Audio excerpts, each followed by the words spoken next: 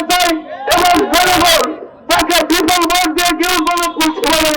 MP করে নেবে এই আমাদের আকাঙ্ক্ষা এবং প্রার্থী পরিবর্তনের জন্য আমি জোরপূর্বক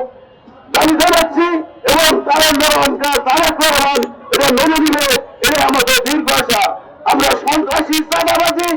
যে ফেসিচারি সরকার তাকে মনোনয়ন দেওয়া আছে তাকে জনগণ মেনে নেবে মেনে নিবে না। ডক্টর আকবর হোসেন বাবলু এক ভাইকে আমরা এমপি হিসেবে দেখতে চাই। এলাকার জনগণের মতামতকে সম্মান দিন, না হলে আগামী দিনে কিভাবে কোনো নেতা কর্মী আপনারা পাবেন না। আগামী 25শে ডিসেম্বর আমাদের প্রিয় নেতা তারেক রহমান ফিরে আসছেন, ইনশাল্লাহ আমরা সবাই তাকে স্বাগত জানাবো। বাংলাদেশে এমন একটা পরিস্থিতি সৃষ্টি করে উনি আসলে যে দলের ভিতরে যত ষড়যন্ত্রকারী আছে ওনার আগমনে এবং মানুষের সাধারণ মানুষের দোয়ায় সমস্ত ষড়যন্ত্র ভেঙে যাবে এবং ইনশাল্লাহ আগামী দিনে আমি বিশ্বাস করি মানুষের এক আসনে প্রার্থীটা পরিবর্তন করে পরিবর্তিত প্রার্থীকে মনোনয়ন দেবে। এবার নির্বাচনটা অত্যন্ত কঠিন নির্বাচন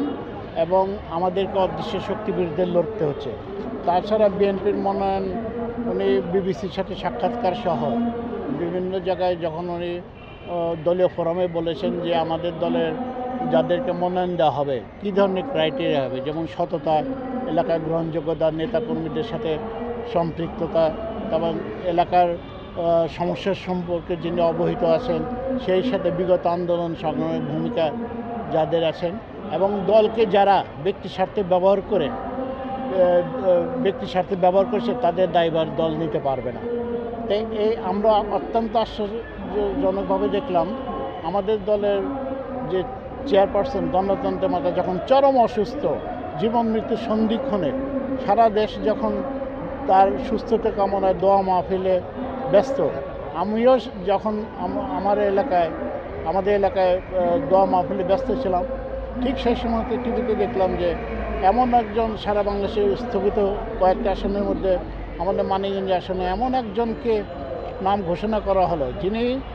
আমি এটা গিবত বলবো না, সত্যিকারের ফ্যাক্ট বলবো, যিনি এলাকায় তার কর্মকাণ্ডের জন্য নিন্দিত,